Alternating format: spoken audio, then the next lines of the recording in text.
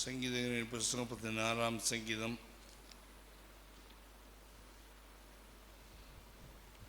8ஆம் வசனத்திலிருந்து நான் வாசிக்கிறேன். கர்த்தரை எப்பொழுதும் எனக்கு முன்பாக வைத்திருக்கிறேன், அவரின் வலது பாசத்தில் இருக்கிறபடியால் நான் அசைக்கப்படுவதில்லை.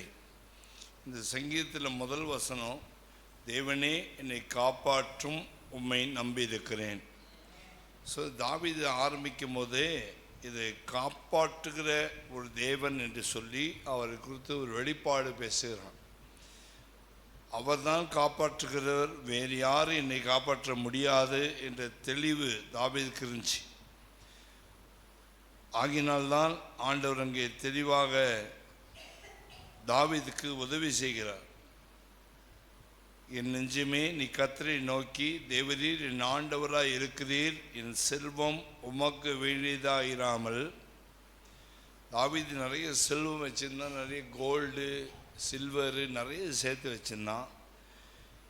என்னுடைய செல்வம் உமக்கு வேண்டியதில்லை, வான பூமி உமக்கு சொந்தம். ஆனால் எனக்கு நான் சேர்த்து வச்சிருந்த செல்வமெல்லாம் பூமியில் உள்ள பரிசுத்தவான்களுக்கும் நான் என் முழு பிரியத்தையும் வைத்திருக்கிற மகா ஆத்துமாக்களுக்கும் அது வேண்டியதாக இருக்கிறது என்று சொன்னாய். அந்நி தேவனை நாடி பின்பற்றவர்களுக்கு வேதனைகள் பெருகும்.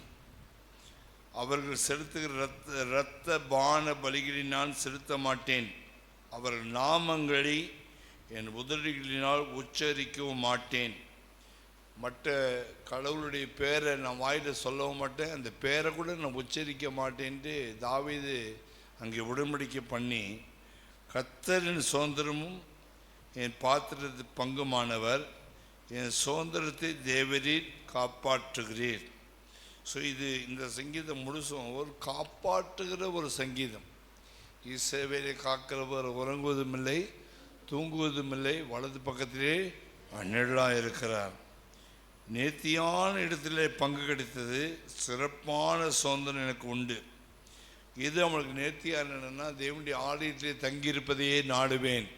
27ஆம் சங்கீதம் சொல்லும்போது அவனுக்கு ஒரு நேர்த்தியான இடம், பெரிய ஒரு அரண்மனை இருந்தாலும், பெரிய கோட்டை இருந்தாலும், சாதாரண ஆலயத்தில் போய் உட்காந்து ராத்திரி பகலும் அவருடைய மகிமையை காணணும், அவரை ஆராய்ச்சி செய்யணும், அவருடைய பிரசன்னத்தில் வளரணும், அவர் யார், அவர் எப்படிப்பட்டவர் என்று அவரை குறித்து அறிந்து கொள்ளணும், அவருடைய பரிசுத்தம் என்ன, அவருடைய வல்லமை என்ன, அவருடைய ஞானம் என்ன, அவருடைய திட்டங்கள் என்ன, அவர் என்ன வழி நடத்துகிறார், என்ன சொல்லுகிறார், அவருடைய சித்தம் என்ன, இதை கண்டுபிடிப்பதற்கு ஆலயத்தை போய் அதிகமாக உட்கார்ந்துருந்தான். 40 வருஷம் அவனுடைய ஆட்சி சக்ஸஸாக இருந்துச்சு. தாவீதுடைய ஆட்சி வெற்றிகரமாக இருந்த காரணம், 40 வருஷம் சக்ஸஸாக ஒரு அரசாங்கத்தை நடத்தினான்னு சொன்னால் அது தேவனுடைய உண்மையான பிரசன்னம் சொல்லலாம். 5 வருஷம் ஒரு ஆட்சி மாறுது. தமிழ்நாட்டில், இந்தியாவில் 5 வருஷத்துக்கு ஒரு ஆட்சி மாறுது. அதில் ஒழுங்காக நடத்தினாங்களா சொல்ல முடியாது, சக்ஸஸாக ஃபெயிலியரான்னு சொல்ல முடியாது. எனக்கு தெரிஞ்சு மேக்சிமம் சொன்னதெல்லாம் செய்து முடிக்க மாட்டார்கள், ஃபெயிலியர் தான் ஆகும். ஆனால் தாவீதுடைய ஆட்சியில் 40 இயர்ஸ் ஒரே அரசன், 40 வருஷம் சக்ஸஸாக நடத்தின ஒரே ராஜா தாவீது. அதனால இயேசுக்கு பேர் என்ன வச்சுன்னா தாவீதின் குமாரன். ஏன்னா தாவீதுடைய ஆட்சிக்கு ஈக்குவலாக இன்னொரு ஆட்சி கிடையாது. தாவீதுடைய கல்லறை எங்கே வச்சிருந்துச்சுன்னா, மார்க்கு எண்ணப்பட்ட சீசன் மேல் மாடியில் தான் ராபோஜனம் கொடுத்தார் இயேசு சுவாமி. மார்க் எண்ணப்பட்ட சீசனுடைய மாடியில் தான் கடைசி ராபோஜன பந்தியை இயேசு கிறிஸ்து கொடுத்தார். அன்றைக்கி ராத்திரி அவர் காட்டி கொடுக்கப்பட்டார், புத்தகத்தினால் காட்டி கொடுக்கப்பட்டார், பிடிக்கப்பட்டார், கொல்லப்பட்டார், அடக்கம் பண்ணப்பட்டார், உயிர்த்தெழுந்தார். 40ஆவது நாள் ஒலிவு மலையிலிருந்து மேலே ஏறி போனார். அப்போ சொன்னார், நீங்கள் போய் மேல் மாடியில் போய் எந்த இடத்துல ராபோஜன பந்தி கொடுத்தாரோ அதே இடத்துல போய் 10 நாள் காத்திருங்க, எருசலேமிலே காத்திருங்க, உன்னதத்திலிருந்து பரிசுத்த ஆவி வர்ற வரைக்கும் காத்திருங்க என்று சொன்னார். இவர்கள் போய் 10 நாள் காத்திருந்தாங்க. 40ம் 10ம் 50ஆவது நாள். 50ஆவது நாள் என்ற நாளுக்கு தான் பெந்தேகோஸ்து என்ற நாளுக்கு பேர். 50வது நாள் அவர்கள் பரிசுத்தாவின் அபிஷேகத்தை பெற்றார்கள். பெற்றபோது அந்த லாஸ்ட் நாள், அந்த அறுப்பின் பண்டிகை முடித்து 50வது நாள் எல்லா யூதர்களும் தங்கள் சொந்த தேசத்தை விட்டு தங்களுடைய பழைய ஊருங்களுக்கு போகிற நாள். கடைசியில் போகும்போது எங்கே வருவாங்க சொன்னால், தாவீதுடைய கல்லறையை பார்க்க வருவாங்க. அதோடு அடுத்த வருஷம்தான் அவங்களுக்கு பண்டிகை. இப்போ அதுக்கிடையில் இப்போ அவங்களுக்கு பண்டிகை இல்லை. அந்த 5 பண்டிகைகள் முடிஞ்ச பிறகு 50வது நாள் தாவீதுடைய கல்லறைக்கு வந்து பார்த்து, தாவீதே எப்போ நீ எந்திரிச்சு வருவ, நீ எப்போ எந்திரிச்சு வந்து இந்த ரோமருடைய ஆட்சியை உடைச்சி மறுபடியும் நல்ல ஆட்சியை எப்போ செய்வப்பா கேட்டுட்டு அவனை வணங்கிட்டு அவனுக்கு டாட்டா சொல்லிட்டு தங்கள் ஊர்களுக்கு போவாங்க. அது இஸ்ரவேலுடைய யூதர்களுடைய பழக்கம். இஸ்ரவேல் தேசத்தில் மொத்தம் 7 பண்டிகைகளில் 5வது பண்டிகை முடிஞ்சு தங்களுடைய ஊருக்கு போவாங்க. 7ஆம் மாதம் மறுபடியும் வருவாங்க.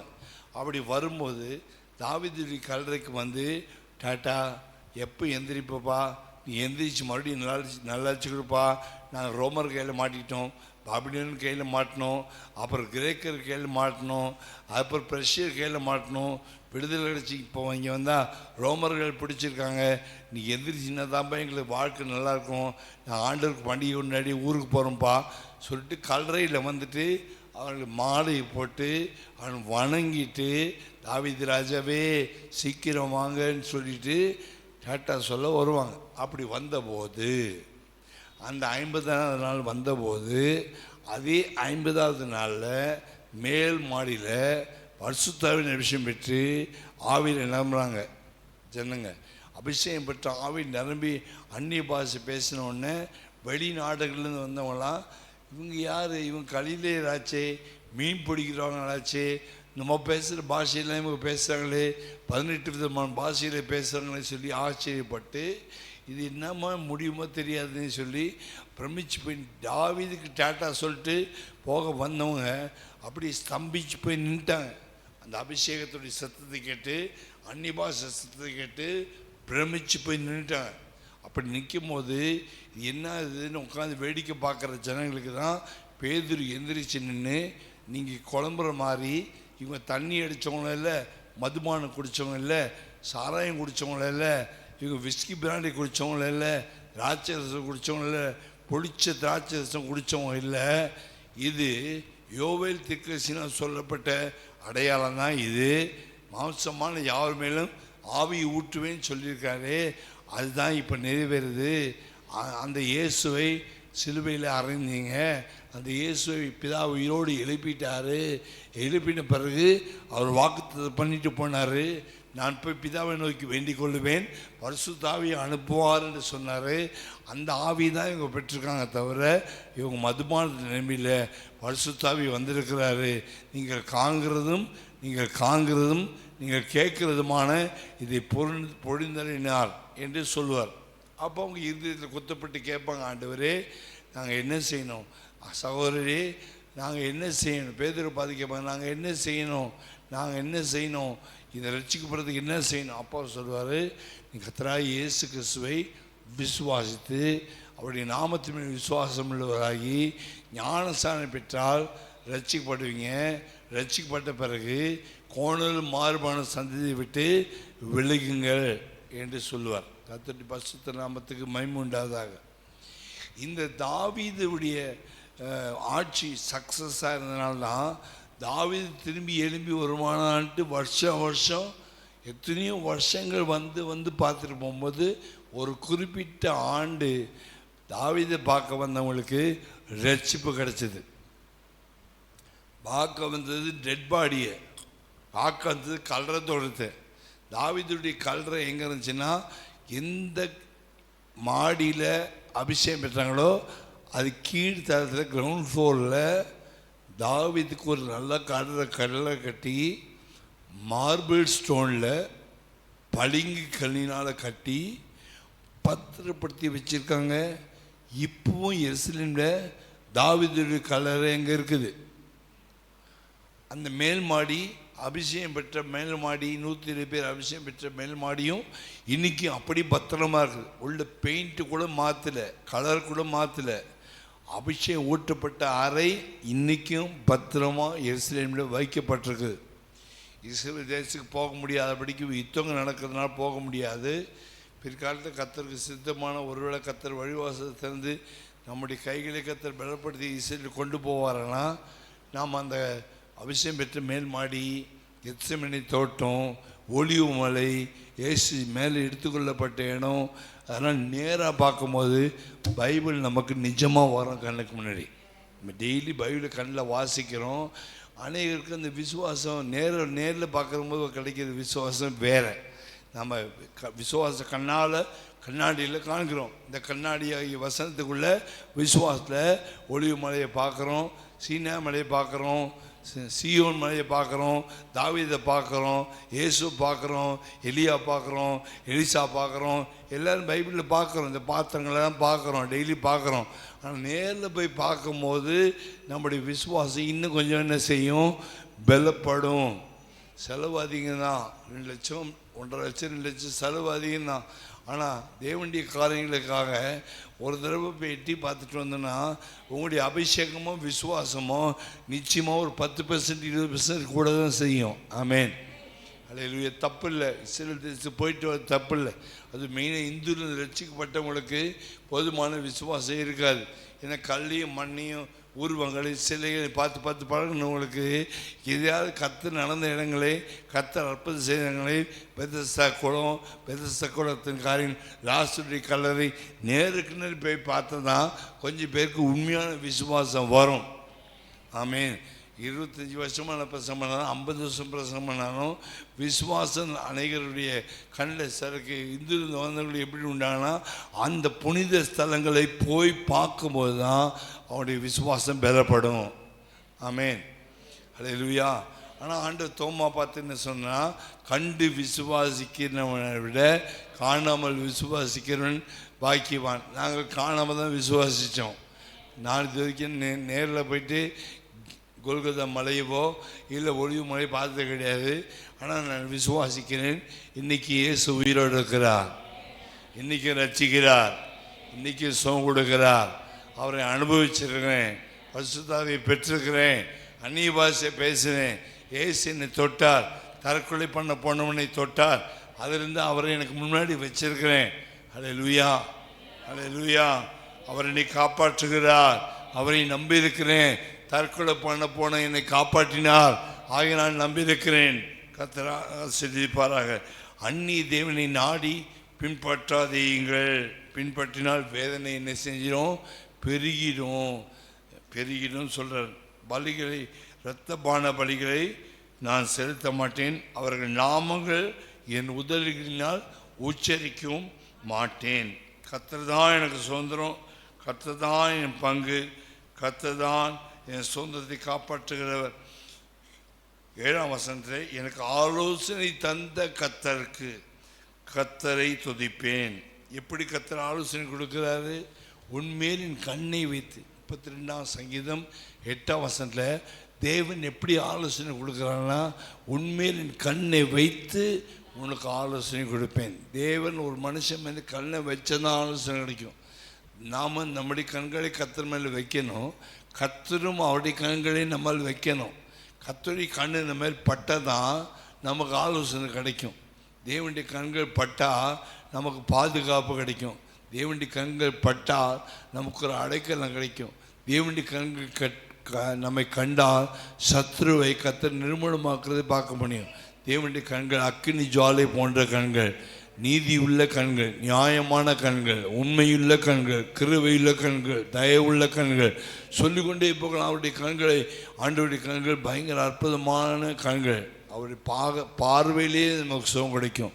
அவர் பார்வை நம்ம பட்டாலே, ஒரு பார்வை பார்த்தாலே கர்த்தர் நம்முடைய காரியங்களை மாற்றி அமைப்பார். ஆமேன். அல்லேலூயா. உற்று பார்த்தார் ஆண்டவர். பேதுருவை உற்று பார்த்தார். அன்பாக இருக்கிறாயான்னு கேட்டார். உற்று பார்த்தார், அவ்வளோதான். உற்று பார்த்தார். ஒரு பார்வை, ஆண்டவர் ஒரு பார்வை நம்ம மேலே சர்ச்சில் வந்து உட்காரும்போது ஆண்டவர் கண் நம்ம மேலே ஒரு பார்வை மேலே பட்டால் போதும், எல்லா பிரச்சனையும் மறைஞ்சு போயிடும், பனி போல் கரைஞ்சி போயிடும். அப்படி கண் ஆலோசனை தந்த கர்த்தரை துதிப்பேன். ஆலோசனை தந்த கத்தர், ஆலோசனை கத்தர் கண்ணை வச்சு ஆலோசனை கொடுத்தனால்தான் தாவீது தப்பிச்சான். தாவீதுடைய வாழ்க்கையில் பெரிய பெரிய பிரச்சனை வந்துச்சு. ஆனால் கர்த்தர் தம்முடைய ஊழியக்காரனை அனுப்புகிறார், நாத்தானை அனுப்புகிறார், ஆலோசனை கொடுக்குறார், அவனுக்கு ஆலோசனை கொடுக்குறார்.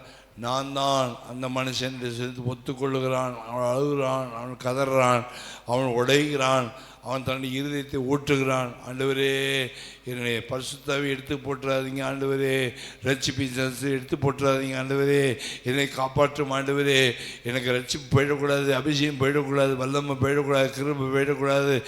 நான் நொறுங்குண்ட இருதயம் உள்ளவன் தாங்க ஆண்டவரே, சுமந்து கொள்ளும் ஆண்டவரே, நொறுங்குண்ட இருதயத்தை தாங்கி கொள்ளும் ஆண்டவரே, உற்சாகமான ஆவி தாங்க ஆண்டவரே. கெஞ்சி கெஞ்சி கெஞ்சி கெஞ்சி 51ஆம் சங்கீதத்தில் கர்த்தர் காலில் அப்படி விழுந்து, அவர் தான் என் பங்கு, அவர் தான் எனக்கு சுதந்திரம், அவர் இல்லாமல் நான் இல்லை, அவர் இல்லாமல் நான் இல்லைன்ற இடத்துக்கு வந்துட்டான். அதனால தான் கர்த்தர் அவனுக்கு ஆலோசனை கொடுத்தார். அல்லேலூயா. எப்போ கர்த்தருடைய காலில் விழுகிறோமோ கர்த்தர் ஆலோசனை கொடுக்குறார். எப்போ கர்த்தருடைய சமையல் உட்கார்ந்துருக்கணுமோ ஆலோசனை கொடுக்குறார். எப்போ கர்த்தருடைய சமையல் உட்கார்ற மாதிரி வழிகாட்டுகிறார். இந்த வருஷமெல்லாம் கர்த்தர் எத்தனையோ தடவை சமூகத்து வரும்போதெல்லாம் ஆலோசனை கொடுத்துருக்கிறார், நம்மோடு பேசியிருக்கிறார், நம்ம வழி நடத்தியிருக்கிறார். போக வேண்டிய வழி இப்படி போகணுன்ட்டு வழி காட்டியிருக்கிறார்.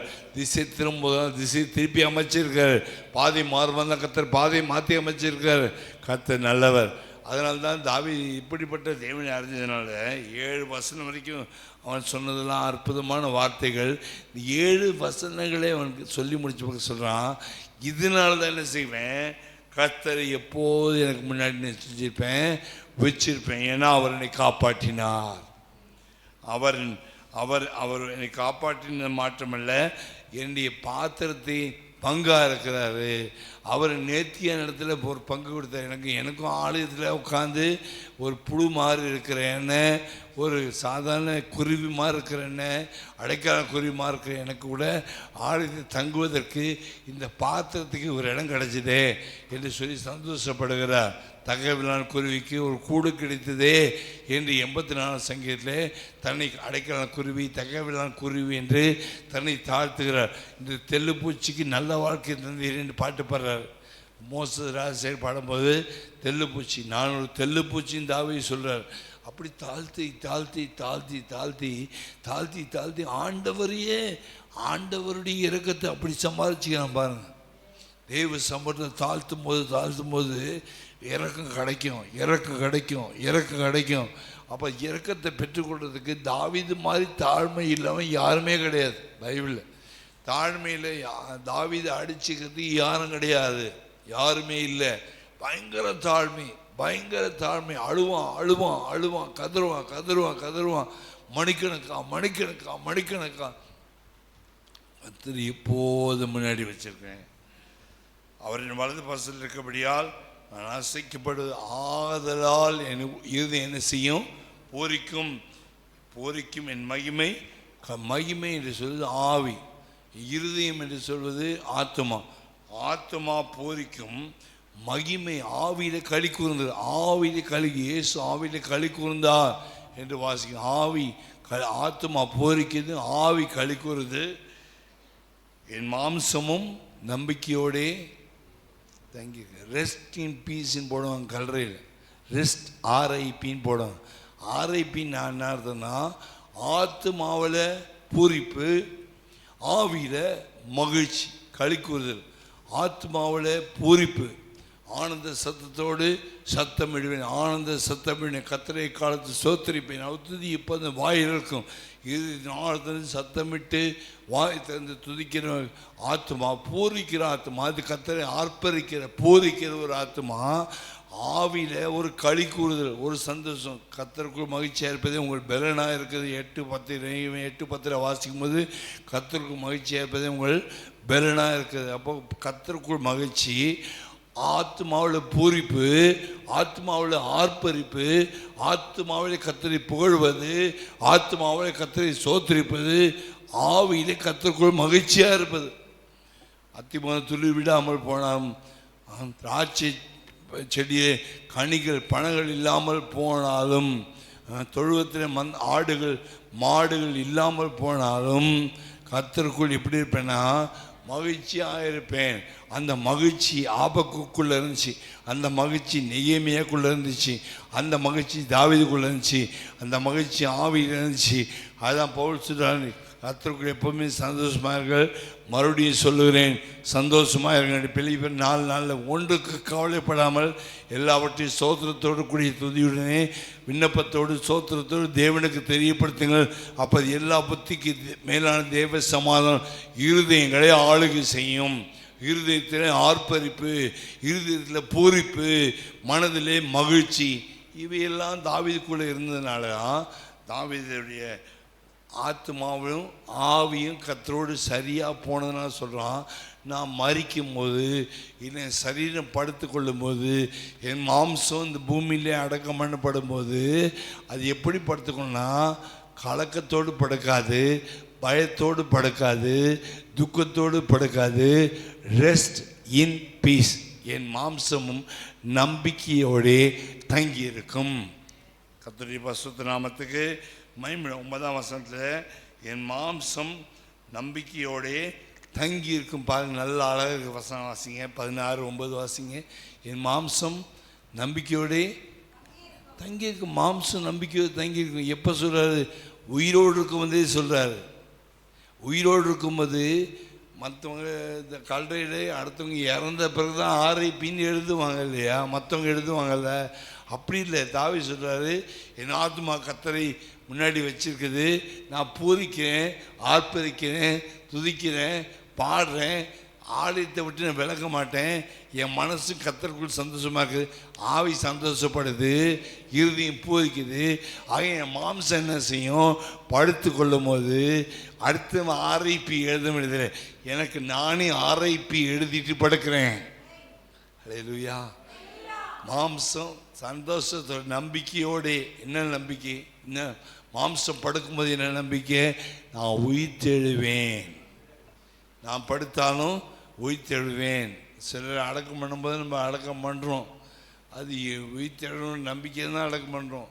இது மண்ணான சரீரமாக விதைக்கிறோம், அழிவுள்ள வித்தாக விதைக்கிறோம், அழிவில்லாத எழுந்திரிக்கும். அழிவுள்ளதாக இது அழிவில்லாத எழுந்திரிக்கும்.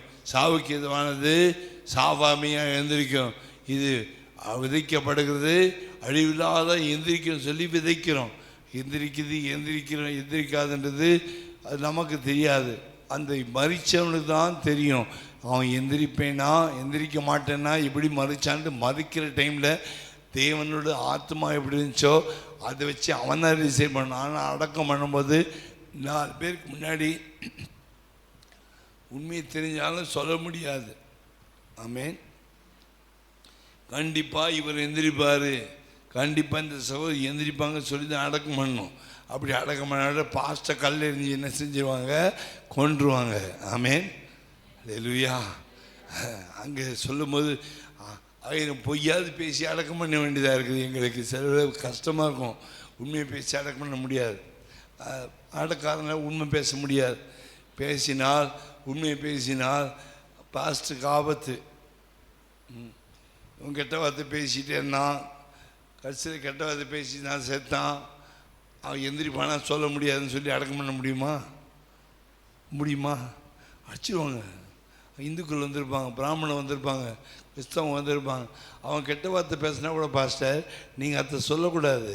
அடக்கம் பண்ணும்போது கெட்ட வார்த்தை பேசிகிட்டே மறைச்சா கூட அவன் நல்லவன் சொல்லி தான் அடக்கம் பண்ணணும் பாஸ்டர். என்ன உத போட்டுருவாங்க பாஸ்டர். சொல்லுவாங்க, சொல்ல மாட்டாங்களா? அப்போது என்றைக்கு இருந்தாலும் எவன் சேர்த்தாலும் அவன் எவ்வளோ பேர் கொலை பண்ணாலும் எவ்வளோ அநியாயம் பண்ணாலும் நல்லவன் தான் சொல்லி அடக்கம் பண்ணுவாங்க. ஆமாவா இல்லையா? அதுதான் உண்மை. ஆனால் தாவீது என்ன சொல்கிறான்? அடுத்தவன் நல்லவன் சொல்லி அடக்கம் பண்ண வேண்டாம், அடுத்தவன் கெட்டவன் சொல்லி அடக்கம் பண்ண வேண்டாம். நான் என் விஷயத்தில் தெளிவாக கேட்டேன். நான் கத்தக்க முடியாது, என் ஆத்மாவை சரி பண்ணிட்டேன், என் மனசையும் சரி பண்ணிட்டேன். ஆத்மா பூரிக்குது, கத்தரை பூரிக்குது, என்னுடைய ஆவி கத்தருக்குள் மகிழ்ச்சியாக இருக்குது. இப்போ நான் மறிச்சா என் மாம்சம் படுத்துச்சுன்னா நம்பிக்கையோடு படுத்திருக்கோம். ஆமேன். எனக்கு இன்னொருத்தர் இது உயிரோடு இருந்திருக்கும், மண் வெட்டியில் மண் எடுத்து போட வேண்டிய அவசியம் இல்லை. நானே என்னுடைய அடக்காரதனை நானே பிரசங்கம் பண்ணிக்கிறேன், தனக்கு தானே பிரசங்கத்தை பண்ணுறான்.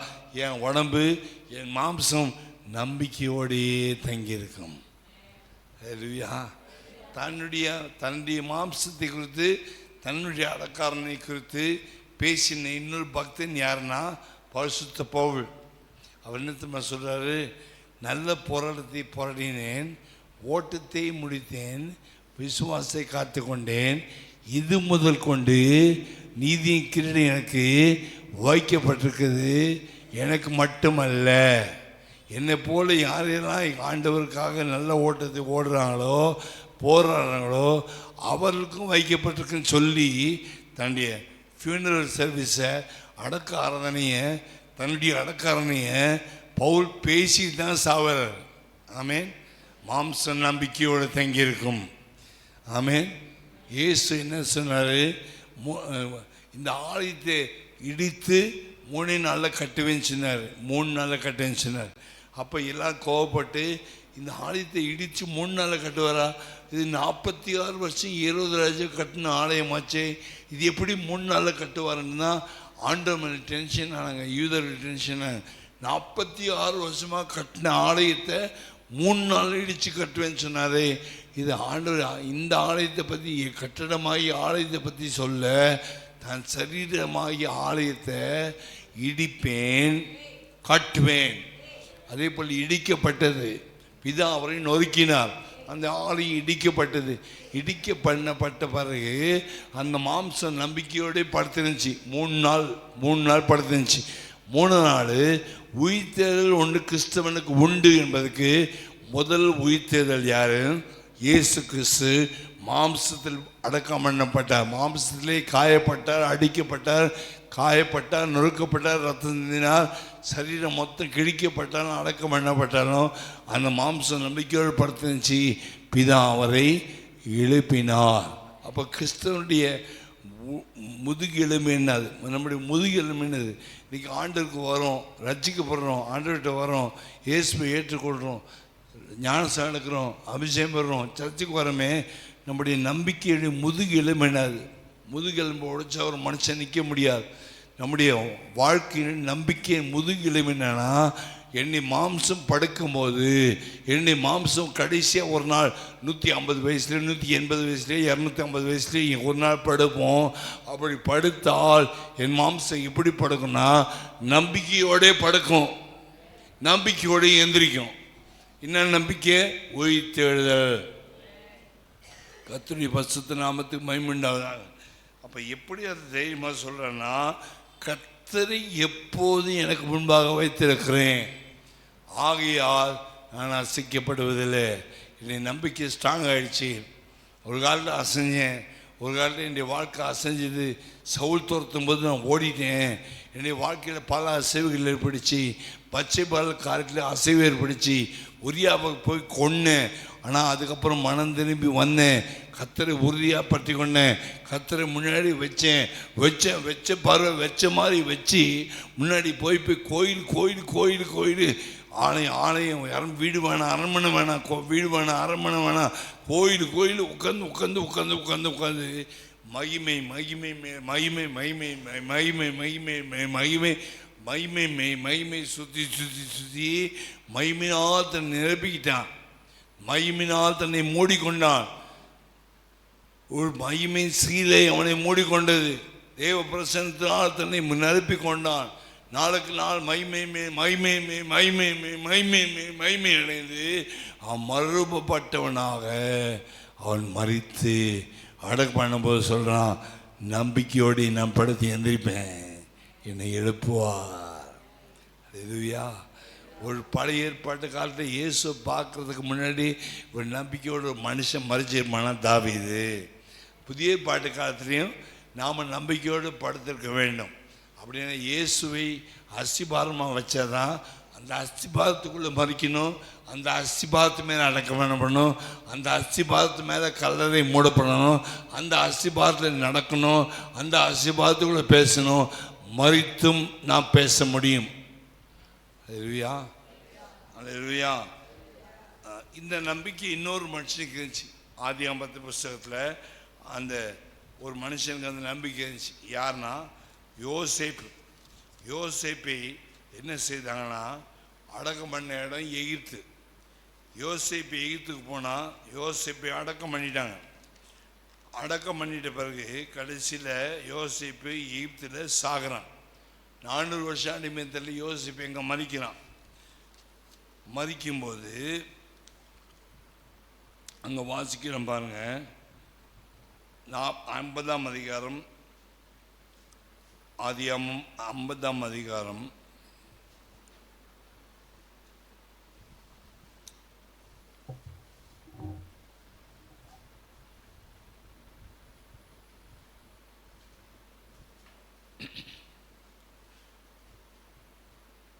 19 வசனம். யோசேப்பு தன் சகோதரனை நோக்கி, பயப்படாதிருங்கள், நான் தேவனா?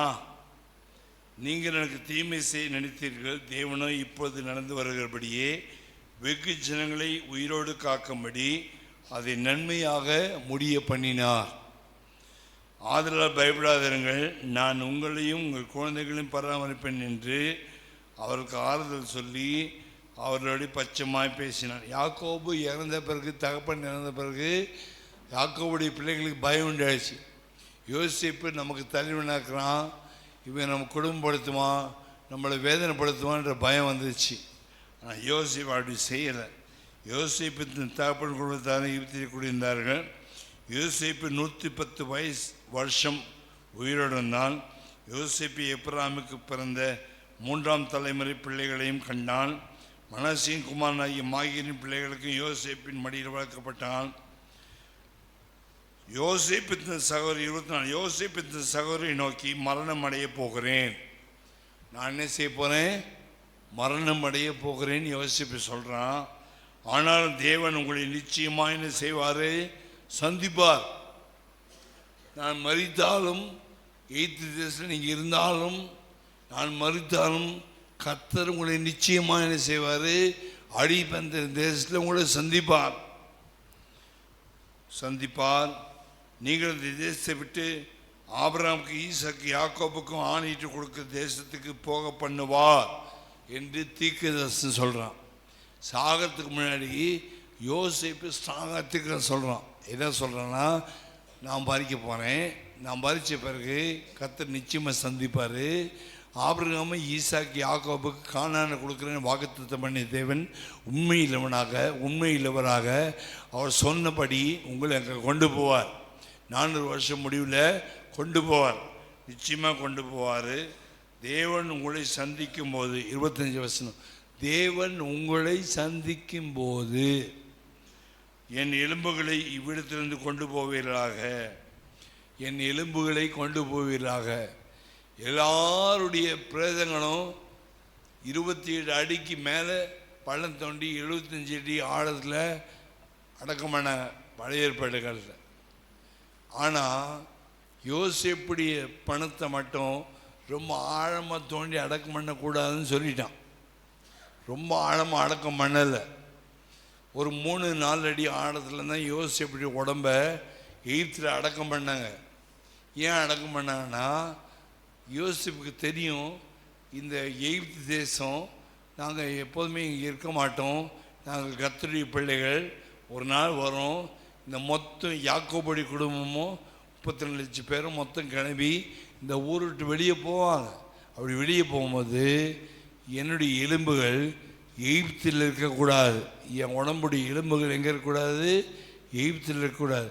ஆபிரகாம், ஈசாக்கு, யாக்கோபுடைய தேசத்துக்கு எவ்வளோ மைல் தூரமானாலும் என் எலும்புகளாவது அங்கே போய் அடக்கம் பண்ணணும். இந்த ஊரில் அடக்கம் பண்ண, எகிப்து தேசத்தில் அடக்கம் பண்ணப்படக்கூடாதுன்னு சொல்லி நீங்கள் போவீங்க. போகும்போது ஞாபகம் என்ன பண்ணுங்கள், என் எலும்புகளை சுமந்து கொண்டு அந்த ஊருக்கு போய் அடக்கம் பண்ணுங்க என்று சொன்னான். அதனால் அதே போல் கர்த்தர் யாத்ராமத்தில் ஆண்டவர் மோசையை கொண்டு வர்றாரு. மோசையை கொண்டு சந்தித்து எகிப்திலேருந்து ஜனங்களை வெளியே கொண்டு போகும்போது யோசேப்புடைய எலும்புகளை கொடுத்து அவன் சொந்த தீர்க்கதரிசனம் நிறைவேறிச்சு. அந்த எலும்புகளை எடுத்து ஒரு காஃபின் பாக்ஸில் போட்டு, ஒரு சவப்பெட்டியில் போட்டு, அந்த பெட்டியை 40 வருஷம் வனத்தில் தூக்கிட்டு போகிறாங்க. 40 வருஷம் இந்த பெட்டி போகுது, அந்த வண்ணத்தில் போகுது. 40 வருஷம் ஒரு பெட்டி, உடன்படிக்கை பெட்டி ஒன்று போகுது, உடன்படிக்கை பெட்டி போகுது, ஆசீர்வாத கூடாரம் போகுது, தூப கலசம் போகுது, குத்து விளக்கு போகுது, எல்லாமே போகுது. ஆனால் 40 வருஷம் ஆரம்பத்துலேருந்து கடைசி வரைக்கும் கூட போன ஒரு பெட்டி ஒன்று போகுது. ஒரு சாவு பெட்டி போகுது. சாவு பெட்டியில் செத்துட்டான், அவன் செத்து அடக்கம் பண்ணிட்டான். அதை ஈர்த்து அவனுடைய உடம்பு மாம்சமெல்லாம் மண்ணில் அரிச்சிச்சு. எலும்பு கூட மாத்திரம் தூக்கிட்டு போகிறாங்க. எங்கே போகிறாங்கன்னா, கானான் தேசத்தில் கொண்டு போய் 40 வருஷம் பாடி தூக்கிட்டு போன ஒரே பாடி பைபிளில் யோசேப்புடைய பாடி தான். எனக்கு தெரிஞ்சு எந்த பாடியும் உலகத்தில் 40 வருஷம் சுற்றினது கிடையாது. மிஞ்சி போனால் 40 நாள், 50 நாள், 60 நாள் வரைக்கும் அமெரிக்காவில் வச்சு அடக்கம் பண்ணுறவங்க இருக்காங்க.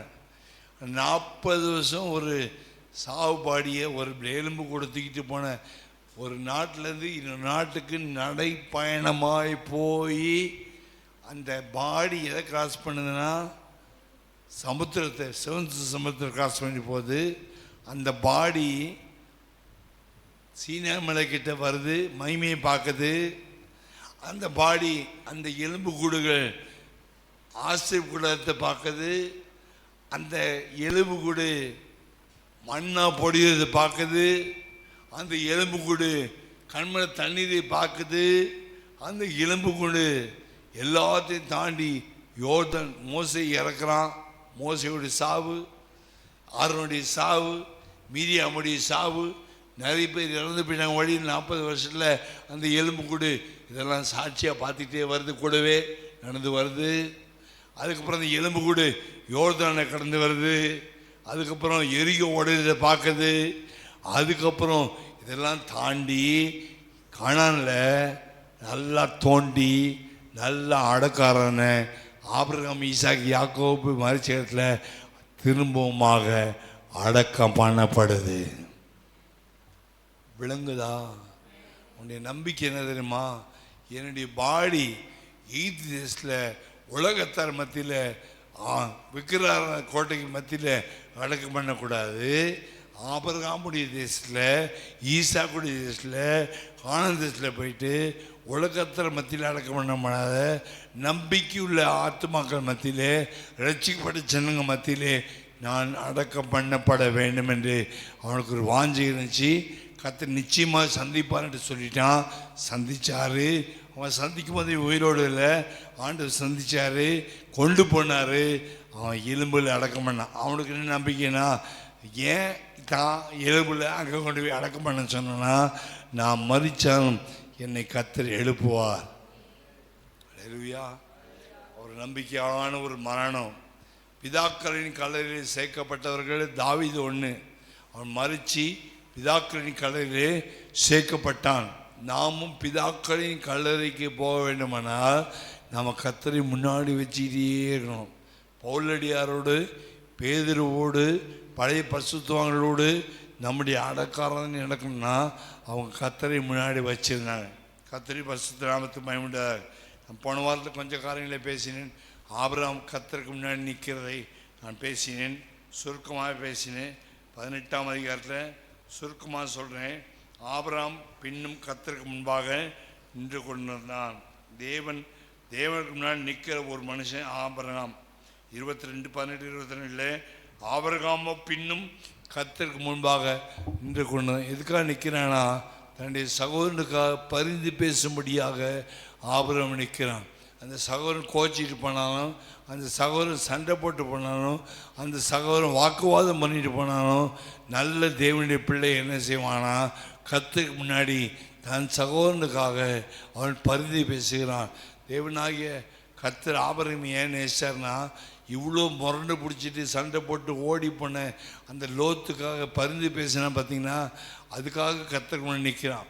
பரவாயில்ல, அவன் தப்பு பண்ணாலும் பண்ணட்டும், அவன் ஓடி போனால் போகட்டும், என் மேலே கோச்சிட்டான் பரவாயில்ல, நான் அவங்களுக்காக நிற்கிறான்டு, அந்த லோத்துக்காக நிற்கிறான்டு, அவனுக்காக நிற்கிறான்டு, அவனுக்கு காப்பாற்றுங்கப்பா, அவனுக்கு உயிரோடு வைங்கப்பா, அவனுக்கு நன்மை செய்யுங்கப்பா. அதனால் ஆபிரகாம் ஒரு விசேஷமான ஒரு மனுஷனாக இங்கே பார்க்குறோம். ஒரே ஒரு இடத்துல மாத்திரம்தான் கர்த்தர் முகத்தை பார்க்காம சாராள் முகத்தை பார்த்தான். சாராள் முகத்தை பார்த்த உடனே என்னாச்சுன்னா கர்த்தர் மௌனமாயிட்டார். எப்போ சாராள் முகத்தை பார்த்தேன்னு சொன்னால் ஆகார் விஷயத்தில் ஆபிரகாம் என்ன பண்ணிட்டான், சாராள் முகத்தை பார்த்தான். குழந்தை இல்லை, எனக்கு ஒரு குழந்தை வேணும், இந்த ஆகாரை வச்சுக்கோ அப்படின்னு சொன்னான். அப்படி வச்சுக்கிட்டதுனால என்னாச்சுன்னா இஸ்மவேல் பிறந்தான். அதனால் கர்த்தர் தன்னுடைய முகத்தை என்ன செய்தார், மறைத்து கொண்டார். பின்னாடி கர்த்தர் அவனோட பேசுகிறார் பாருங்கள். 16 வாசிக்கும் போது ஆதியாகமம், ஆகார் ஆபிரகாமுக்கு இஸ்மவேலை பெற்றபோது ஆபிரகாம் 86 வயதாக இருந்தான். 17:1 ஆபிரகாம் 99 வயதான போது கர்த்தர் ஆபிரகாம் தரிசனமாகி, நான் சர்வ வல்லமையுள்ள தேவன், நீ எனக்கு முன்பாக நடந்து உத்தமனாயிரு, நான் உனக்கு எனக்கு நடுவாக என் உடன்படிக்கை ஏற்படுத்தி உன்னை மிகவும் திரளாய் பெருக பண்ணுவேன் என்று 17:1-2 சொல்கிறார். இப்போ ஆபிரகாம் மோங்குப்புற விழுந்து வணங்கினான். வணங்குறான், ஆண்டவர் ரொம்ப நாள் பேசலை. 86 வயசுலேருந்து 99 வயசு வரைக்கும் ஆபிரகாமோடு கர்த்தர் பேசலை. ஆபிரகாம் கர்த்தர் முன்னே போய் நிற்கிறான். ஆண்டவரே ஆண்டவரே இயேசுவே அப்பா அப்பான்னு அழுகுறான். ஆனால் அப்பா வந்து முகத்தை திருப்பிக்கிட்டார். ஒரு 13 வருஷம் ஆண்டவர் பார்க்கவே இல்லை. இவன் தான் போய் பேசுகிறான், இவன் கூப்பிட்றான், ஆண்டவர் பேசலை.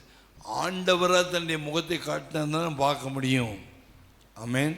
சிலவில் ஆண்டவர் முகத்தை திருப்பிட்டாலும் நான் பார்க்க முடியாது. நான் கூட சிலவில் 3 வருஷம் சில காரையும் ஜெபம் பண்ணியிருக்கேன். மௌனம் வந்துடுவார், அப்படியே அமைதியாகிடுவார், பேசவே மாட்டார். கைவிட்டால் நினைக்கக்கூடாது. ஏதோ காரியம் அவரை வருத்தப்படுத்திடலாம், அவரை துக்கப்படுத்திடலாம். அப்போ அவருடைய சம்பளத்தில் வெயிட் பண்ணிகிட்டே பொறுமையாக வெயிட் பண்ணிகிட்டே இருந்தால் திடீர்னு ஒரு நாள் கர்த்தர் அவருடைய முகத்தை காண்பிப்பார். நிச்சயமாக காண்பிப்பார். அவர் காண்பிக்காமல் இருக்க மாட்டார். அவர் தம்மை நேசிக்கிறவர்களே கைவிடுகிறவர்கள விடாமல் ஜெபிக்கிறான். ஆண்டவரே ஆண்டவரே ஆண்டவரே 13 வருஷம் ஜெபம் பண்ணுறான் பாருங்கள். 13ஆம் வருஷம் 86 வயசுலேருந்து 99 வயசு வரைக்கும் இந்த ஒரு எகிப்திய பொம்பளையோட வந்த பிரச்சனையினால், எகிப்தில் இருக்க ஆகாரோட வந்த பிரச்சனையினால், சாராள் பண்ண தப்புனால ஆபிரகாம் இப்படி பண்ணிட்டான். அதனால் கர்த்தர் ஆபிரகாமுக்கு முகத்தை இப்படி திருப்பிட்டார், அந்த பக்கம் திருப்பிட்டார். அழுது அழுது அழுது அழுது அழுது அழுது அழுது அழுது ஒரு 13 வருஷம் கழிச்சு வர்றார், முகத்தை காட்டுறார். காட்டின சொல்லணும்னா ஆபிரகாமுக்கு தரிசனமாகி, நான் சர்வ வல்லமையுள்ள தேவன், நீ எனக்கு முன்பாக நடந்து உத்தமனாயிரு. தேவன் தம்மை தேடுகிறவர்களுக்கு தன்னை மறைக்க மாட்டார். சிங்கிக்குட்டிகள் தாய்ச்சிருந்து பட்டினியாக இருக்கும். கர்த்தரை தேடுகிறவர்களுக்கும் ஒரு நன்மையும் தேடிகிட்டே இருக்கணும். ஒரு தரிசனம் கொடுக்க மாட்டார், ஒன்றுமே பேச மாட்டார். இன்னத்துக்கு ஜெபம் பண்ண நினைக்காத, ஜெபம் பண்ணிகிட்டே இரு. திடீர்னு முகத்தை காட்டுவார். அவர் காட்டும்போது ஸ்ட்ராங்காக காட்டுவார். சர்வ வல்லமையுள்ள தேவன் காட்டுவார். ஆமீன். நம்மை உத்தமமாக்குவதற்காக கர்த்தர் சிலுவையில் ஒழித்து கொள்ளுவார். நம்மை சோதிப்பதற்காக ஒழித்து கொள்ளுவார். நம்முடைய விசுவாசத்தை பலப்படுத்துவதற்காக ஒழித்து கொள்ளுவார். நம்மை சிலவில் பலவிதமான தீமையான காரியங்களை கர்த்தர் நடத்துகிறாங்கன்னா தப்பு செஞ்சனால கிடையாது. யோபு தப்பு செஞ்சானா? யோபு தப்பு செய்யலை, யோபு பாவம் செய்யலை. யோபு உத்தமன், அவன் நீதிமான், அவன் சன்மார்க்கன். ஆண்டவர் அவனுக்கு சோதனைக்கு அனுப்புகிறார், சோதனைக்கு பிசாசு கையில் ஒப்படுக்கிறார். பயங்கரமான சோதனை வழியாக போகுது. ஒன்று தப்பு செஞ்சதுனால கர்த்தர் பேசலை, பாவம் செஞ்சதுனால கர்த்தர் பேசலன்னு நினைக்காதீங்க. சில பேர் நல்லவர்களையும் கூட கர்த்தர் என்ன செய்வார்னா அமைதியாக முகத்தை மறைப்பார். நாம் தேடுறோமா, உண்மையாக இருக்கிறோமா, கீழ்ப்படுகிறோமா, அவர் பின்பற்றி வருமானு கர்த்தர் செக் பண்ணி போவார். இயேசு கிறிஸ்துக்கு பிதாவுடைய முகத்தை என்ன பண்ணார்? மறைச்சார், சிலுவையில் மறைச்சார். யோபுக்கு கர்த்தர் தன்னுடைய முகத்தை மறைத்தார். நமக்கு சிலுவையில் கர்த்தருடைய முகம் மறைக்கப்படும் போது உத்தமத்தை ஃபாலோ பண்ணிகிட்டே போகணும். எப்போ கர்த்தர் முகத்தை மறைச்சார், ஆண்டவரே முகத்தை மறைச்சிட்டார், இஷ்டப்படி வாழ்வோன்னு போயிடக்கூடாது. எப்போ கர்த்தருடைய முகம் மறையுதோ ரொம்ப கேர்ஃபுல்லாக இருக்கணும், ரொம்ப வைராக்கியமாகணும், ரொம்ப ஜெபம் பண்ணணும், ரொம்ப உபவாசிக்கணும், ரொம்ப வைராக்கியமாக ஒரு சர்வ வல்லமையுள்ள தேவனாக. ஆமென். ஆபிரகாமுடைய மிஸ்டேக் பண்ண அவனுக்கே 13 வருஷம் கழிச்சு தன் முகத்தை காட்டினாரே. தேவன் தம்முடைய முகத்தை உண்மையாக உத்தமமாக வைராக்கியமை தேடுகளுக்கு காட்டாமல் இருப்பாரா? நிச்சயமாக காட்டுவார். அவருடைய முகத்தை காட்டுவார். அவர் முகத்தை தேடுகளுக்கு அவர் முகத்தை காட்டுவார். அவர் முகத்தை தேட சொல்லி என்னை தேடுங்கள் அப்போது கண்டறிவில் சொல்லியிருக்கார்.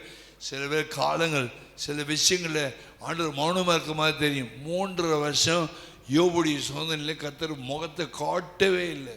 கடைசியில் காட்டினார். காட்டும் போது டபுள் ஆசீர்வாதத்தில் காட்டினார். எப்போ முகத்தை காட்டுறாரோ அப்போ டபுள் ஆசீர்வாதம் வந்துடும், சந்தேகமே கிடையாது. பாருங்க, எனக்கு முன்பாக நடந்தது உத்தமமாக இரு. இந்த இடத்துல 13 வருஷம் ஆண்டவர் ஆபிரகாமோடு பேசவில்லை. கர்த்தருடைய பரிசுத்த நாமத்துக்கு பயமுண்டார். இதுக்கிடையில் ஆண்டவர் என்ன செய்யறான்? 22ஆம் அதிகாரத்தில் ஆண்டவர் பேசுறார். இப்போ உத்தமமாக இருக்கிறான்னு செக் பண்றார். இப்போ இது வரைக்கும் 17ஆம் அதிகாரத்தில் ஆண்டவர் தண்ணி காட்டிட்டார். இப்போ சாராள் பேச்சு கெட்டு போயிட்டான். ஆகார விஷயத்தை கெட்டு போயிட்டான். 13 வருஷம் கர்த்தர் பேசல, முகத்தை காட்டல. இப்போ 17ஆம் அதிகாரத்துலேருந்து 21ஆம் அதிகாரம் வரைக்கும் கரெக்டாக நடக்கிறான். 17, 18, 19ஆம் அதிகாரம், 20ஆம் அதிகாரம், 21ஆம் அதிகாரம், 5 அதிகாரம் பயந்து கடவுள் சொல்றதான் கேட்டே ஆண்டவர் சொல்றதான் உண்மையாக கேட்டான். இஸ்மவேலை துரத்துன்றாரு, தோத்திட்டான். ஆகார தோத்திட்டான். எல்லாம் செஞ்சிட்டான். கரெக்டாக வந்துட்டான். கரெக்டாக ஸ்டெப் வச்சுட்டான். இப்போ கர்த்தர் இவனை டெஸ்ட் பண்ணுறார். இப்போ நான் சொல்கிறத கேட்குறானா இல்லை வீட்டில் போய் விஷயத்தை கேட்டு செய்யலான்ட்டு ஒரே பிள்ளையை கொண்டு போயிட்டு மோரியா கொண்டு போய் அந்த பலி செலுத்து அப்படின்ற ஆண்டவர். அப்போ ஆபிரகாம் என்ன செய்யலை? நான் வீட்டார்கிட்ட போய் யார்கிட்டையும் விசாரிக்கலை. ஆண்டவர் இப்படிலாம் சொல்கிறாரு, எப்படி பிள்ளையை கொண்டு போய் கொடுக்குறது? தான் மனைவிகிட்ட போய் கன்சல்ட் பண்ணலை, தன் வேலைக்காரர்கிட்ட கன்சல்ட் பண்ணலை, இந்த வீட்டாரோடு கூட பேசவே இல்லை. அவன் எடுத்தான், நேராக தண்டி பையனை கூட்டிட்டு மேலே போனான். யாரோடையும் வீட்டில் பேசலை. ஆண்டவர் சொல்கிற வசனத்துபடி நேராக ஈஸை கொண்டு போனான். பையன் கேட்குறான், பலி மிருகம் எங்கே? கர்த்தர் பார்த்து கொள்ளுவார். கர்த்தர் பார்த்து கொள்ளுவார். பாருங்கள், கர்த்தர் முன்னாடி வச்சுருக்கான் பாருங்கள். கர்த்தர் பலி மிருகம் எங்கே கேட்குறான் ஈஸை. கர்த்தர் பார்த்துக்குவார், கர்த்தர் பார்த்துக்குவார், கர்த்தர் பார்த்துக்குவாருன்னு போயிட்டு புள்ளைய கட்டிட்டான். பையனை கட்டி பலிபீடத்தை வச்சுட்டான் மலை மேலே. கர்த்தர் பார்த்துக்குவார் சொல்லி புள்ளைய எண்ணெய் கட்டி மேலே வச்சுட்டு பாரு கர்த்தர் பார்த்துக்குவார் கத்தி போயிட்டான். கர்த்தர் பார்த்துக்குவார் கத்தி உனக்கு கர்த்தர் வாய்த்தாண்டார். கர்த்தர் என்ன செஞ்சிட்டார்? ஆபிரகாமே பிள்ளையன் மேலே கத்தியை போடாதே என்று சொல்லி அவனை ஆசீர்வதித்து இப்போ என்ன செய்யறேன்னா கத்தியை நிறுத்தணும்னு ஆபிரகாம் வருத்தம். ஐயோ பலி செலுத்தாமனா ஆண்டவருக்கு பலிபீடத்தை கட்டிட்டு பலிபீடம் கட்டினா பலி செலுத்தணும். பலிபீடத்தை கட்டிட்டோம்னு சொன்னால் பலி செலுத்தணும். ஆலயத்தை கட்டிட்டோம்னா ஜெபம் நடத்தணும். குடும்ப ஜெபம் ஆரம்பிச்சுட்டா ஜெபத்தை பண்ணணும். வேதம் வாசிக்க ஆரம்பிச்சுட்டா வேதத்தை வாசிக்கணும். ஆண்டவர் பார்க்குறார். வேதம் வாசிக்க ஆரம்பிச்சுட்டு கதை பேசுகிறாங்களா, இல்லை படிக்கிறாங்களா, இல்லை குடும்ப ஜெபம் ஆரம்பிச்சுட்டு கதை பேசுகிறாங்களா, இல்லை ஜெபம் பண்ணுறாங்களா, அதிகார ஜெபத்தை ஆரம்பிச்சுட்டு கதை பேசுகிறாங்களா, இல்லை ஜெபம் பண்ணுறாங்களா, சபையில் வந்து உட்காந்து கதை பேசுகிறாங்களா, ஜெபம் பண்ணுறாங்களா. அவர் பலிபீடத்தை கட்டிட்டோம்னா பலி செலுத்தணும். சோத்திர பலி, துதி பலி, நன்றி பலி செலுத்திட்டு இருக்கணும். அப்புறம் வருத்தமாயிடுச்சு, கத்தி போட்டு அப்போ நான் எதுவுமே கொடுக்காம போகிறேனே ஆண்டவருக்கு பலி செலுத்தா போகிறேனே. இன்னாண்டு திகச்சு பார்க்குறான்.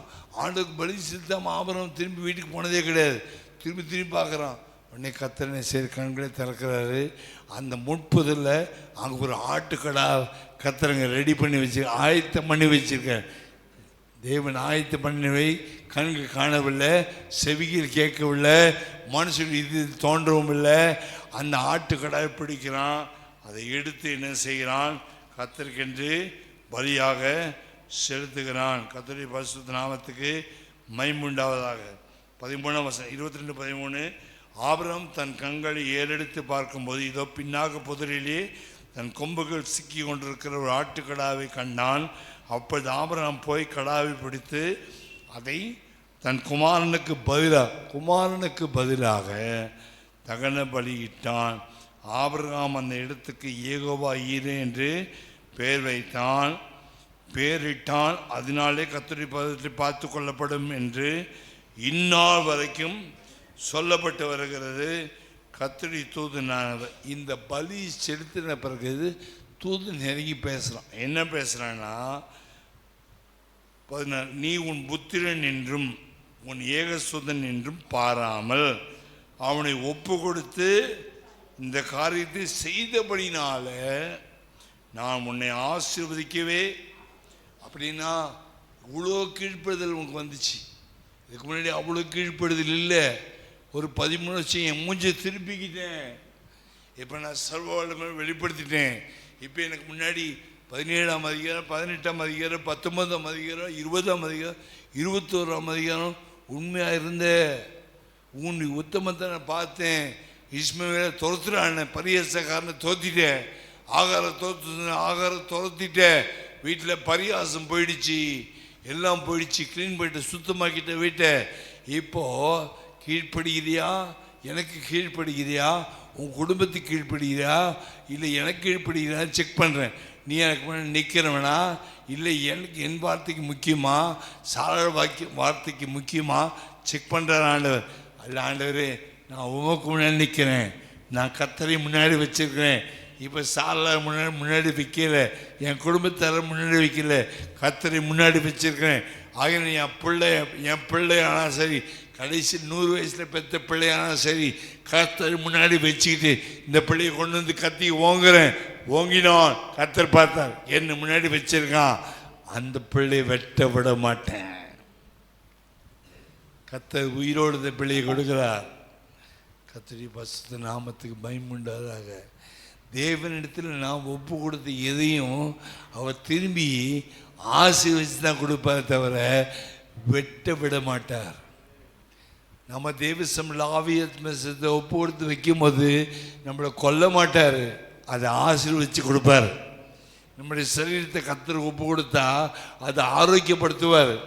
ஆத்மாவை கர்த்தருக்கு ஒப்பு கொடுத்து சொல்லுவாங்க, ஆத்மா விருத்தி ஆகும், பலப்படும், ஆவி மகிழ்ச்சி ஆகும், இறுதியும் பூரிக்கும், ஆத்மா மகிழ்ச்சியாக இருக்கும், ஆத்மா ஆவி கழிக்கிறோம், ஆத்மாவோட பூரிப்பு உண்டாகும். தெய்வ சமூகத்தில் நம்ம முழுசுமாக ஒப்பு கொடுக்கும்போது முழுசாக கர்த்தர் ஆசீர்வதிப்பார். ஆவி ஆத்மா சரீரம் முழுதும் பரிசுத்தமாக்குவார். அவர் அடைக்கிற உண்மையில்லவர், அப்படியே செய்வார் என்று உணர்ந்து சன்னிக்கையில் வாசிக்கிறோம். நாம் நம்முடைய ஆவி ஆத்மா சரீரத்தை கர்த்தருக்கு முழுசாக ஒப்பு கொடுக்காமல் போகும்போது தான் சில வேளை நமக்கு துக்கங்களும் வேதனைகளும் போராட்டங்களும் நிந்தைகளும் அவமானங்கள் ஏன் வருதுன்னா, முழுசாக கர்த்தர் கையில் கொடுக்கல. கர்த்தர் கையில் முழுசாக கொடுத்துட்டா என்னை தொடுகிறவன் அவருடைய கண்மணி என்ன செய்வான், தொடுவான். முழுசாக கொடுக்கணும், முழுசாக கொடுத்துட்டு போயிடணும். எதாவது கர்த்தர் பார்த்துக்குவார். கர்த்தரையும் கூட இருக்கார். கர்த்தர் தான் கண்மலை, கர்த்தர் தான் எனக்கு அஸ்திபாரம், கர்த்தர் தான் கற்பானை மீன் கட்டியிருக்கிறேன். அந்த என்ன சோதனை வந்தால் பறித்து வந்தாலும் கர்த்தர் இங்கே பார்த்து கொள்ளுவார். கர்த்தர் என்னை பார்த்து கொள்ளுவார். நான் பலி செலுத்தியிருக்கிறேன். என்னை ஆவி ஆத்மா சேர்த்த ஆட்டுக்கடாவை தேடி ஆண்டவர் கொடுத்து பலி செலுத்த சொன்ன மாதிரி என்னுடைய ஆவி ஆத்மா சேர்த்த ஆட்டுக்கடாவை வெட்டுற மாதிரி வெட்டி ஜீவ பலியாக கல்வாரி சிலுவைக்கு முன்னாடி வச்சிருக்கேன். ஆகையினால் சத்துரு என்னை மேற்கொள்ள முடியாது, பிசாசு என்னை மேற்கொள்ள முடியாது, அந்த கால வல்லமை மேற்கொள்ள முடியாது. ஆமேன். பாருங்க 17ஆம் வசனம், நான் உன்னை ஆசீர்வதிக்கவே இந்த காரியத்தை நீ செய்தபடினார், என்னை எடுத்து முன்னாடி வச்சு செஞ்சதுனால, என்னை முன்னாடி வச்சு நீ செஞ்சதுனால, கர்த்தரை எப்போது எனக்கு முன்னாடி வச்சிருக்கேன்னு சொல்லி நீ செஞ்சதுனால, நீ ஆசீர்வதி ஆண்டவர்னு கேட்க வேண்டாம்.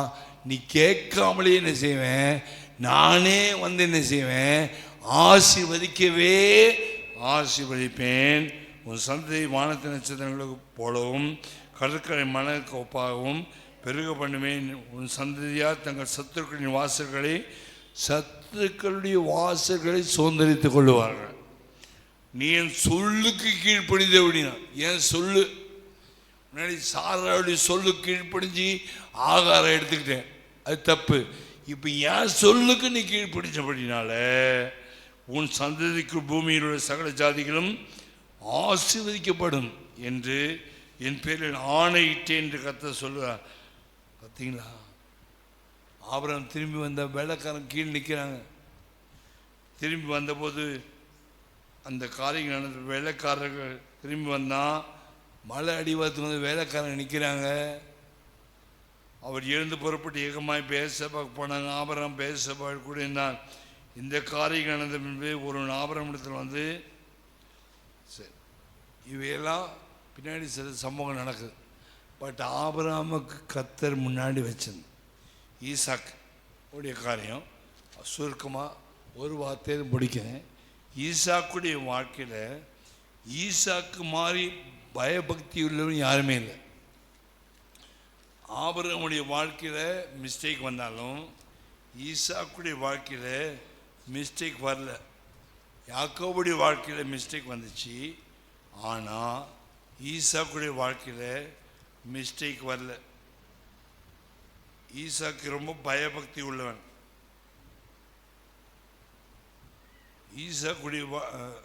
ஈசாக்கு தன்னுடைய வாழ்க்கையில் ரொம்ப பயபக்தி உள்ளவன்.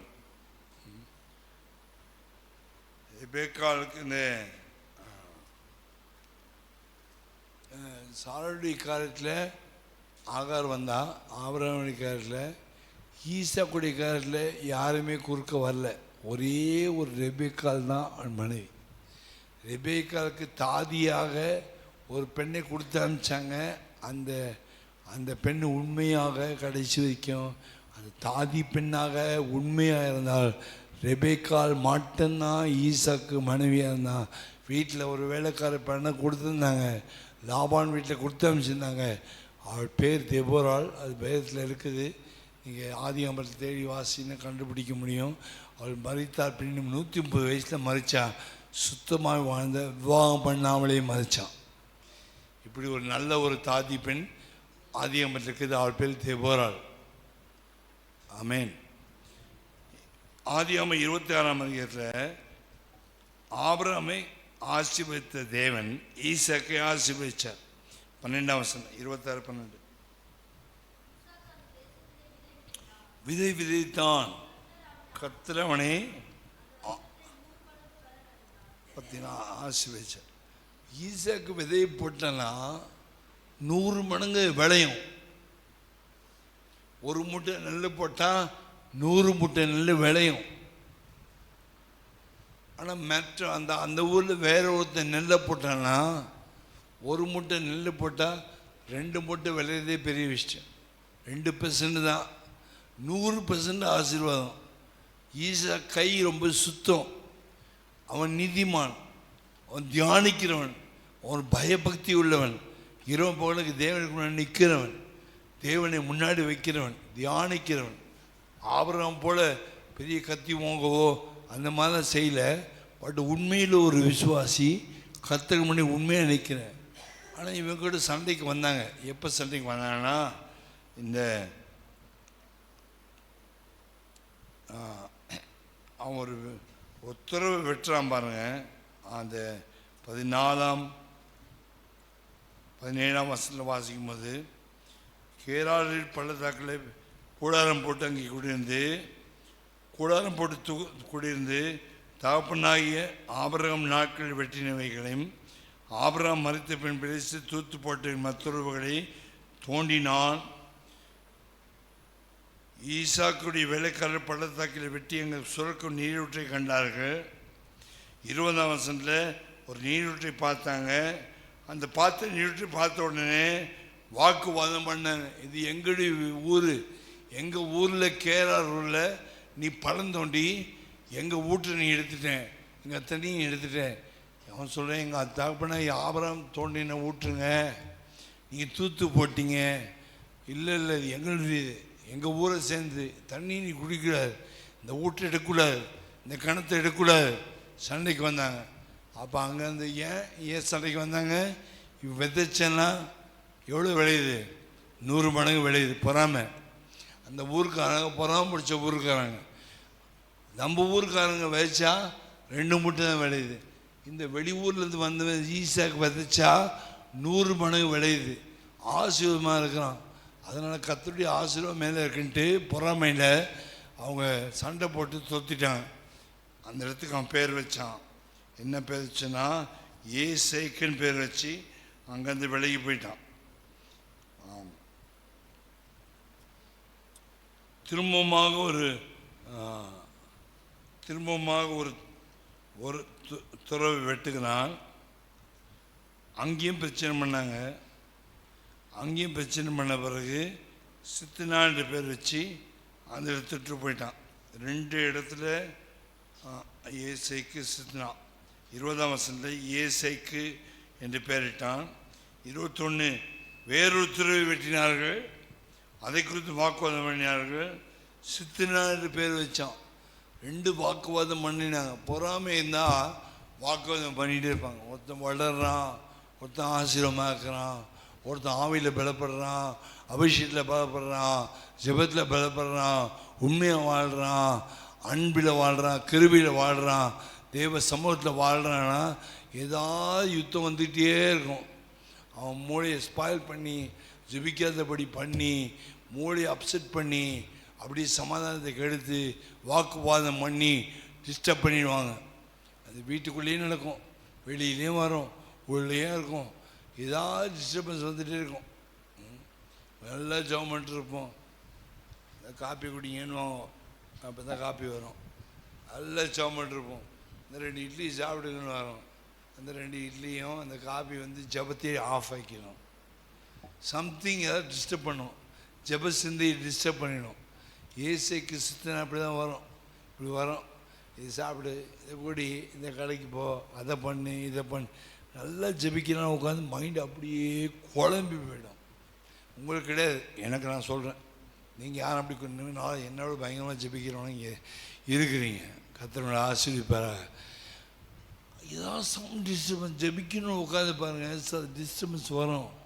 பைபிள் எடுத்து வாசிங்க, அப்போ தான் டிஸ்டர்பன்ஸ் வரும். உட்காந்து தியானிக்கலாம் வசனம்னு நினைப்பீங்க, நோட்ஸ் எழுதலாம் பார்ப்பீங்க, சம் டிஸ்டர்பன்ஸ் வந்துட்டு இருக்கு. என்ன அர்த்தம்னா, பிசாசுக்கு நீங்கள் வளர்றது பிடிக்கல. நீங்கள் துறவு தோன்றது, தண்ணி வர்றது, ஆவிக்கு தண்ணி, ஜீவ தண்ணி வர்றது பிசாசுக்கு பிடிக்காது. நீங்கள் அபிஷேகத்தில் பலப்படுறது பிசாசுக்கு பிடிக்காது. நீங்கள் வசனம் தியானிக்கிறது பிசாசுக்கு பிடிக்காது. எங்கேயாவது தோண்டி கஷ்டப்பட்டு தோண்டுவோம், வேர்வு சிந்தி தோண்டுவோம்.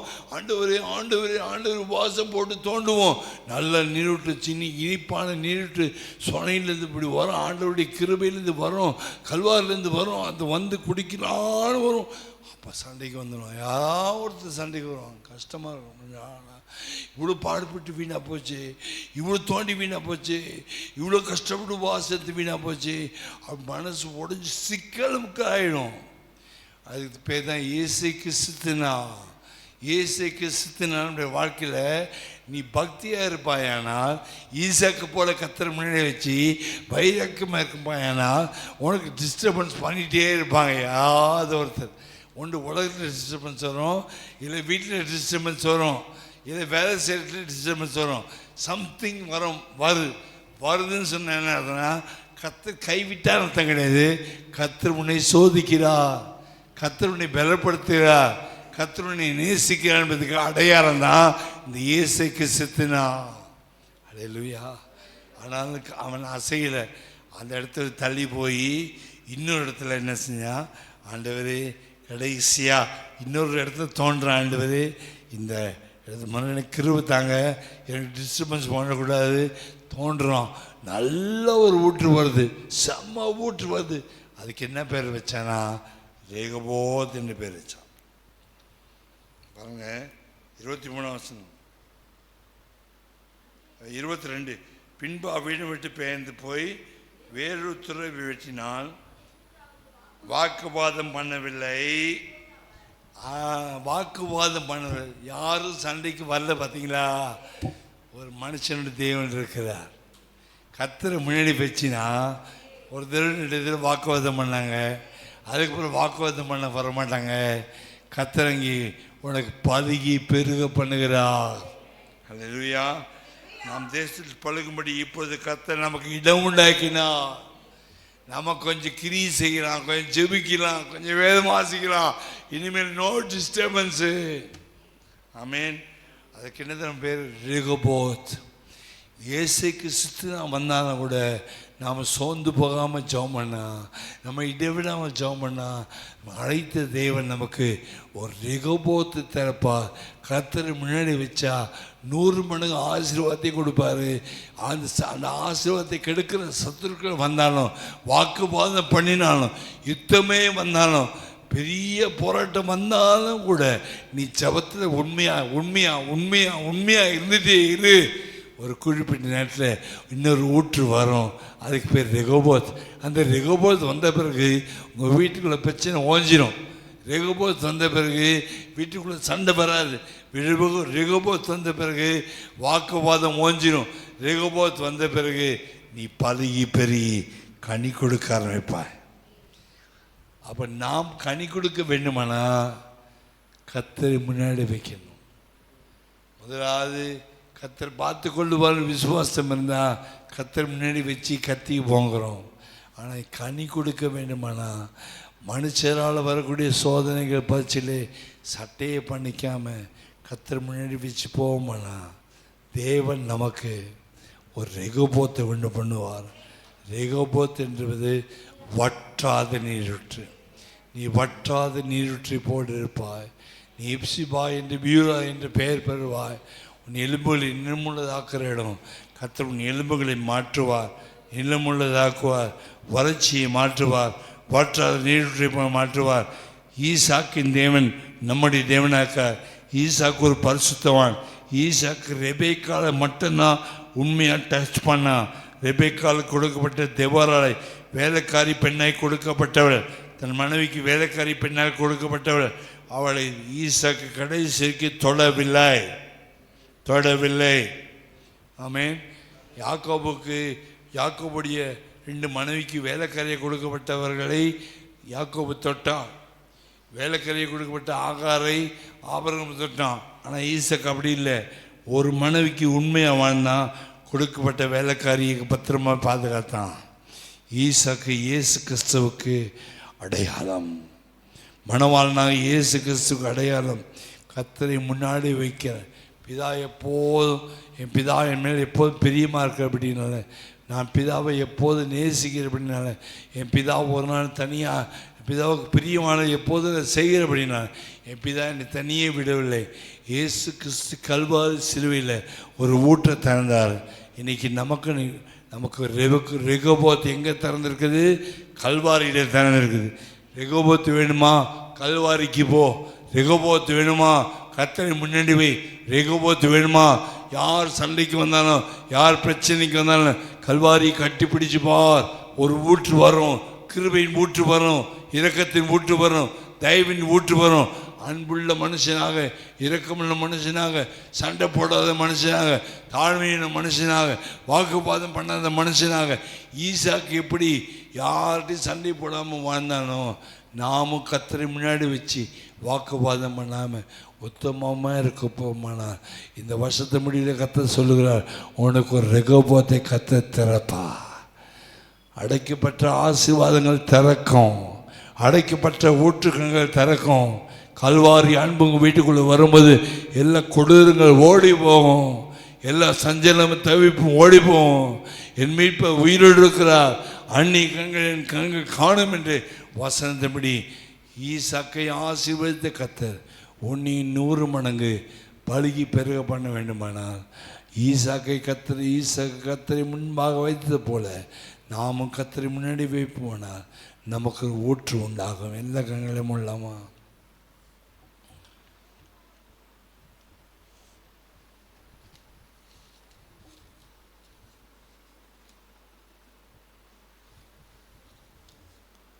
சில பேருக்கு புதிய ஊற்று வேணும். இந்த மாசத்து கடைசியிலே ஒரு ஊற்று திறக்கணும். அடைக்கப்பட்ட ஊற்றுகள் திறக்கணும். சந்தோஷத்தின் ஊற்று திறக்கணும், சமாதானத்தின் ஊற்று திறக்கணும், விடுதலின் ஊற்று திறக்கணும்.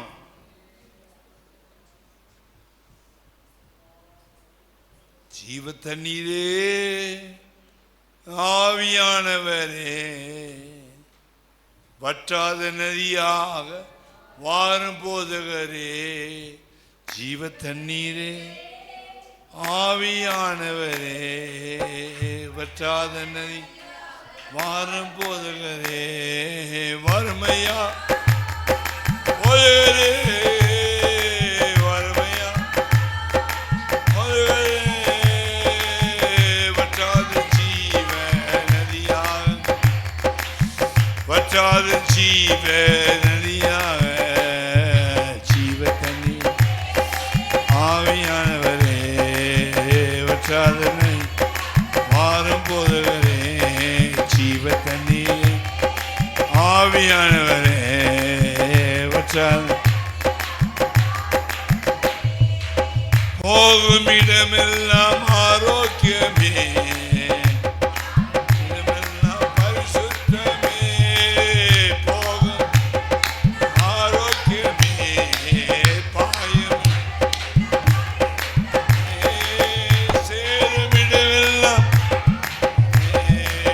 சேருமிடமெல்லாம் ஆறுதலே செல்லும் இடமெல்லாம் செழிப்புதானே செல்லும் இடமெல்லாம் செழிப்புதான் வறுமையா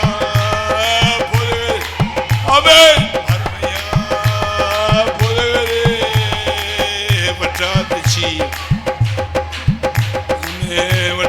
ஜீவ நதியாக ஜீவ தண்ணீரே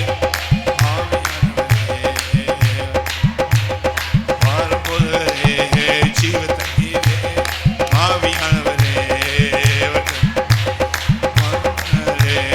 ஜீவ தண்ணீரே ஆவியானவரே நதியாக ஜீவ தண்ணீரே ஆவியானவரே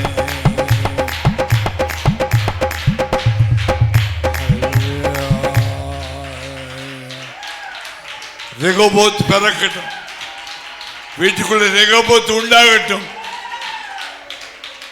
அடைக்கப்பட்ட ஊற்றுக்கள் திறக்கட்டு செபாவை ஊற்றப்படுவதாக அபிஷேகம் ஊற்றப்படுவதாக கிருபை ஊற்றப்படுவதாக வல்லமை ஊற்றப்படுவதாக சௌக்கியம் ஊற்றப்படுவதாக ஆரோக்கியம் ஊற்றப்படுவதாக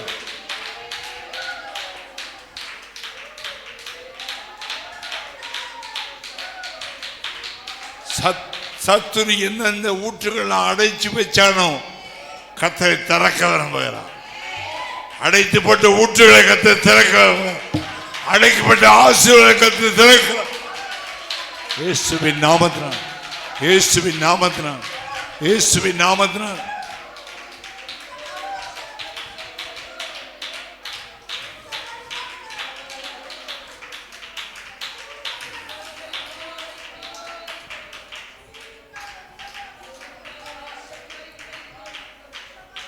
அன்பின் பரலோக பிதாவே தாழ்த்தி வெறுமையாக்கி முடிய கருத்தில் கொடுக்கிறோம். முற்பிதாக்களின் தேவன், ஆபிரகாமின் தேவன், ஈசாக்கின் தேவன், யாக்கோபின் தேவன் என்று அடிக்கடி வேதத்தில் நீங்கள் சொன்னீங்களே. முற்பிதாக்கள் உண்மை முன்னாடி வச்சாங்க. ஆபிரகாமும் முன்னாடி வைத்ததுனால அவனை ஆசீர்வதித்தார். ஈசாக்கின் தேவனாகிய ஈசாக்கு முன்னாடி வச்சதுனால விதைச்சதெல்லாம் சக்சஸ். அவன் செய்வதெல்லாம் வாய்க்கும். அவன் செய்வதெல்லாம் வாய்க்கும். கர்த்தர் வேதத்தில் பிரியமாக இருந்து இரவும் பகலும் ஒரு வேதத்தில் தியானமாக இருக்க மனுஷன் பாக்கியவான். நீர்கால் உரமாய் நிலப்படுத்தின் காலத்தில் தன் கனியை தந்து இழுவதில் மரத்தை போல் இருப்பான். நம்ம செய்வதெல்லாம் வாய்க்கும் என்று 1ஆம் சங்கீதத்தில் சொல்லப்பட்ட வசனம் ஈசாக்குக்கு அப்படியே பலித்தபடி நான் ஸ்தோத்திரம். ஆண்டவரே, யாக்கோபின் தேவனும் உயர்ந்த அடைக்கலமாக இருந்தது. தாவீதும் ஒரு முற்பிதாவாய் இருந்து எங்களுக்கு முன்பாக முன்னோடியாய் முன் அடையாளமாய் வைத்திருக்குது. எங்களுக்கு கர்த்தராகிய இயேசு கிறிஸ்து கூட பிதாவை முன்னாடி வச்சு தான் காரியங்களை செய்தீர். பவுலடியாரும் இயேசுவை முன்னாடி வச்சு தான் கிறிஸ்துவுக்காக பாடுகளை அனுபவித்தீர். இப்படிலாம் நாங்கள் ஒரு கர்த்தரை முன்னாடி வைத்த நம்முடைய வாழ்க்கையை ஒன்றன் பின் ஒன்றாக தியானித்து கொண்டு வருகிறோம். இந்த நாட்கள் இந்த கர்த்தரை முன்பாக வைத்திருக்கிற இந்த வசனத்தை அடிப்படையில் கர்த்தர் எங்களோடு தொடர்ந்து பேசினபடினாலும் ஸ்தோத்திரம். அடைக்கப்பட்ட நீரூற்றுகள் வாக்குவாதம் பண்ணினவர்கள் எல்லாம் ஓய்ந்து போனபடினாலும் ஸ்தோத்திரம். இயேசு கிறிஸ்துவினால் ஒழிந்து போனபடினால ஸ்தோத்திரம். ரெகோபோத் கர்த்தர் எங்களுக்கு வழி உண்டு பண்ணினார், பாதி உண்டு பண்ணினார், வாசலை திறந்தார், பழுகி பெருகிற நேரம் வந்திருக்கிறது. எங்களோட கூட பேசியிருக்க ஸ்தோத்திரம். ஈசாக்கு பெருக பண்ணினவர் சபையில் விசுவாசிகளுடைய குடும்பங்களையும் பிள்ளைகளையும் கர்த்தர் பெருக பண்ணி பழுகி பெருகி ஆசீர்வாதத்தினால் நிரம்படியாக செபிக்கிறோம். ஐயா, எல்லா மகிமை நாங்கள் உமக்கே கொடுக்குறோம். இயேசுவின் நாமத்தில் வேண்டிக் கொள்கிறோம் பிதாவே, ஆமீன். கர்த்தராகிய இயேசு கிறிஸ்துவின் கிருபையும் பிதாவாகிய தேவனுடைய அன்பும் பரிசுத்த ஆவியானவருடைய அந்யோன்ய ஐக்கியம் காவலும் சமாதானம் அனைவருடைய சகல பரிசுத்தமான கர்த்தராகிய இயேசு கிறிஸ்துவின் சீக்கிரம் வரைக்கும் மட்டும் இன்றும் என்று சதாகாலம் கூட இருப்பதாக. ஆமீன். அல்லேலூயா, அல்லேலூயா, அல்லேலூயா.